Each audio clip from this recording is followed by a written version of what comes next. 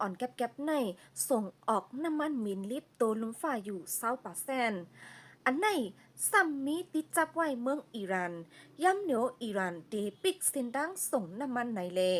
เพราะว่าปีนั้นมาไหนกาขันน้ำมันก็เดกาขึ้นมาเฮาแห้งเมืองอันมีหิมห้อมเมืองอิหร่านไปมักมีจะในก็ดีตกลงอันในอ่ำใจว่าเมืองอันมีหิมห้อมเมืองอิหร่านก้วยค่ะนะเดตุ้มเตอร์ไปมักมีโตลุมฝ่ากำเหลวค่ะออ เฮอสังเพาะอันดังน้ำมันจะในก่อไหลเงื่องเวออกมา50ลำยาวย้อนลองตั้งอันในเลจอมจึงเมืองอเมริกันอ่ำเป้งป้อใจเลจังไลเอาเฮอมินปล่อยมากกว่าปล่อยใส่โฮมนิวเคลียร์อิหรันหรือนั่นโดเนทรัมป์ลัดแทงว่าสังอิหรันอ่ำย่อมกึดตึกลงไล่มือเอาลองงำเย็นไหนอเมริกันก็ตีปล่อยหมักแทงหลายๆดีฝ่ายราชาก็พร้อมตาที่ส่งปัน หมักนิวเคลียร์ตอนดาอิหร่านนี่ค่ะออ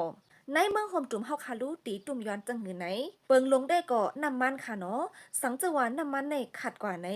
กวนเมืองเจออันใจน้ำมันสีหากินเลี้ยงตองจะไหนตีตุ่มเตอหมดค่ะออหรือนั่นสั่งว่าไฟฟ้าอัมมาในก็ดาดีใจน้ำมันสีเหตุการณ์ก็ดีหยับมาจังไหนค่ะออกาขันน้ำมันก็ดีกาขึ้นมาเหมือนกูบอก1 ลิตรใน1 ลิตรใน15,000ตีเป็นมาจังไหนค่ะอออันในก็ปัญหาอันเฮาขาดดิไลทบอ่อนตั้งสุดค่ะนะ